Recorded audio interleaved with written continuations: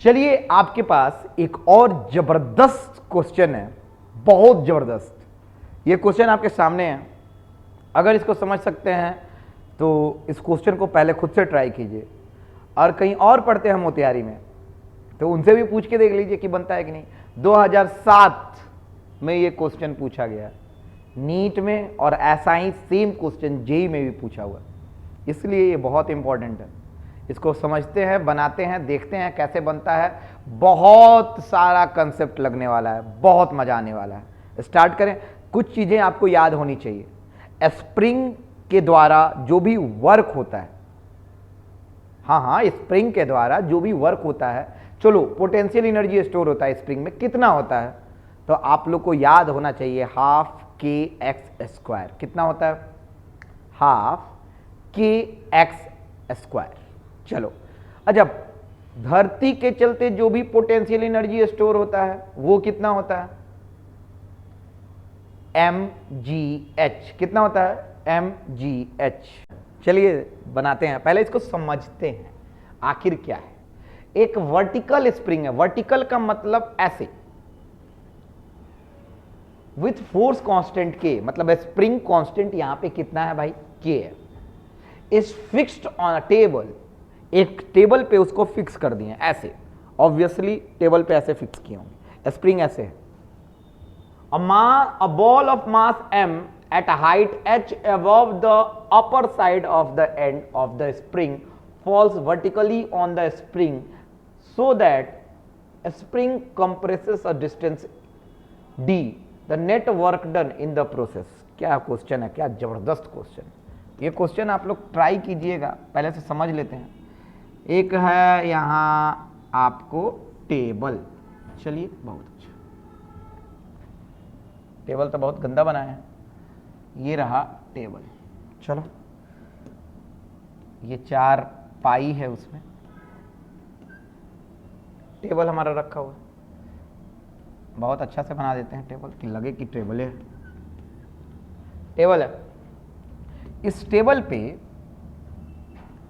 एक spring fixed है। बहुत अच्छा। चलो, यहां पे कुछ ऐसा होगा। एक बात बताते हैं, एक बॉल को ऊपर से यहां पे, जिसका मास कितना है? m है ना। अच्छा, स्प्रिंग कांस्टेंट पहले k है, ये लिख देते हैं। A ball of mass m, इसका मास कितना है? m। पूरा क्वेश्चन देखना, हबड़ाओ मत, और ना ही फास्ट फॉरवर्ड करना। अच्छे से देखो, भले एक बार में समझ में नहीं आए, दोबारा समझ में आएगा। तुम्हारे पास तो मतलब एकदम अपॉर्चुनिटी है इसको सीखने का। एक बार देखो, दोबारा देखो, तिबारा देखो, सीख के जाओ ये क्वेश्चन। चलो, मास m है, इसको किसी हाइट h से इस पे गिरा दिया गया है। जैसे गिराया गया, बॉल आया और बॉल लड़ा इस पे, तो बॉल लड़ा तो स्प्रिंग थोड़ा कॉम्प्रेस हो गया, दब गया, ऑब्वियसली दब जाएगा। कितना डिस्टेंस दब गया? तो d डिस्टेंस दब गया। कितना डिस्टेंस दब गया? तो d। और यहां से यहां तक हाइट कितना था? h हाइट था, तो ऊपर से नीचे तक का हाइट यहां से h प्लस डी हो गया। ठीक है, यहां पे बॉल आ गया और ये दब गया। कितना डिस्टेंस दबा? तो d दबा, मास m। चलो, पूछ रहा है कि कितना वर्क हुआ होगा, तो यहां पे ध्यान से सुनिएगा। 2 तरह से वर्क हुआ है, दोनों तो कंजर्वेटिव फोर्स है, तो दोनों में चेंज इन पोटेंशियल एनर्जी, जो भी वर्क हुआ होगा चेंज इन पोटेंशियल एनर्जी के बराबर हुआ होगा। तो हम सबसे पहले काम करते हैं कि पोटेंशियल एनर्जी कितना चेंज हुआ है वो देखते हैं। अच्छा, थोड़ा सा ध्यान से देखो, ऊपर से स्प्रिंग, पहले तो इसका हाइट कितना है? यहाँ से बॉल का, बॉल ऊपर था यहाँ पे, तो सबसे पहले पोटेंशियल एनर्जी बॉल का कितना था? ध्यान से सुनना, पोटेंशियल एनर्जी बॉल का कितना था? mgh प्लस, चलो इनिशियल पोटेंशियल एनर्जी की बात कर रहे हैं, इनिशियल पोटेंशियल एनर्जी की बात कर रहे हैं, mgh प्लस डी। इतना पोटेंशियल एनर्जी था कि नहीं? सबसे पहले स्टार्टिंग में कंप्रेस होने से पहले mgh प्लस डी, यहां से देखो तो mgh प्लस डी, इसको मान लो 0 लेवल पे है, तो Mgh+d हमारा पोटेंशियल एनर्जी था। बहुत आसान।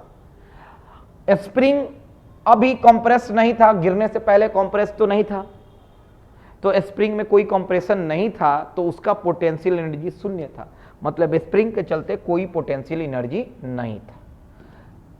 फाइनली जब गिर गया तो फाइनली कितना हुआ ये चेक करते हैं। तो फाइनली कितना हुआ ये देखिए, स्प्रिंग क्या हो गया, कंप्रेस हो गया। अच्छा, जब फाइनली आया तो इसका पोटेंशियल एनर्जी यहां पे कितना हो गया, 0 हो गया, क्योंकि हाइट कितना हो गया 0, Mgh+d चल दिया। तो ग्रेविटी के चलते पोटेंशियल एनर्जी 0 हो गया, लेकिन स्प्रिंग क्या हो गया, दब गया है। तो फाइनल पोटेंशियल एनर्जी हाफ के एक्स के जगह पे कितना कंप्रेस हुआ है, d कंप्रेस हुआ है, तो k d²। ये हमारा फाइनल पोटेंशियल एनर्जी है। समझ में आ ही रहा होगा। अच्छा, पूछ रहा है कितना वर्क हुआ, तो हम जानते हैं आज की क्लास में आप लोगों को बताए हैं कि work done by conservative force में अगर माइनस साइन लगा दो तो ये होता है UF minus UI, change in potential energy के बराबर। और दोनों कंजर्वेटिव हैं, ग्रेविटी भी कंजर्वेटिव है और स्प्रिंग भी कंजर्वेटिव है, तो ये फॉर्मूला वैलिड है। यहां पे कोई नॉन कंजर्वेटिव फोर्स नहीं है, कहीं भी पोटेंशियल एनर्जी बर्बाद नहीं हो रहा है, स्टोर हो रहा है। तो फटाक देना WC बराबर माइनस साइन उधर ले जाएंगे तो माइनस गुना हो जाएगा UF माइनस UI, माइनस को अंदर ले लीजिए तो आ जाएगा UI माइनस UF। अब देखते हैं UI कितना है, UI कितना है, हमको वर्क निकालना है तो निकाल रहे हैं। UI कितना है, Mgh+d, और UF कितना है, तो हाफ kd²। और यही वर्क पूरा लग रहा है, यही वर्क पूरा लग रहा है, टोटल काम में इतना वर्क लग रहा है, Mgh+d माइनस हाफ kd²। और यहां पे जैसा कि आप देख सकते हैं इसका ऑप्शन कौन सा होगा, तो इसका option A number is the correct option. ये सवाल को बार बार देखिए, भरोसा कीजिए, अगर आप लोग ये सब सवाल बनाना सीख गए तो कोटा में जो 2 लाख 3 लाख 4 लाख रुपया दे के पढ़ रहे हैं उनके बराबरी पे आप लोग पहुंच जाइएगा विदाउट एनी इन्वेस्टमेंट। अभी मौका है, अच्छे से पढ़िए। और अगर बेहतर रूप से समझना है तो ऑफलाइन क्लास मेरा खुला हुआ है मोतिहारी न्यू चंदमारी में, SM सर नाम है, पता कीजिएगा, पता चल ही जाएगा, ढूंढने से तो भगवान मिल जाते हैं, हम तो खैर हम हैं। चलिए, बहुत बहुत थैंक यू। नेक्स्ट सवाल देखेंगे, बहुत मजा आने वाला है। अगला सवाल पे आते हैं नेक्स्ट वीडियो में। थैंक्स अ लॉट, और इसको अच्छे से नोट कर लीजिए। और एक चीज और, अगर क्वेश्चन ना दिख रहा हो तो इसको हम बड़ा कर देते हैं, इतना भी बड़ा काफी नहीं है। चलिए बॉय, ये क्वेश्चन अच्छे से देख लीजिए, ये क्वेश्चन है, स्क्रीनशॉट ले लीजिए और क्वेश्चन को छापिए, और सॉल्यूशन आपके सामने है। सॉल्यूशन बहुत तगड़ा है, जो भी सॉल्यूशन आपके सामने है मस्त, बहुत शॉर्टकट है। फिगर एनालिसिस कर लीजिए, समझ में आ जाएगा, बहुत मजेदार क्वेश्चन था। चलिए नेक्स्ट क्वेश्चन पे चलते हैं। Thank you so much.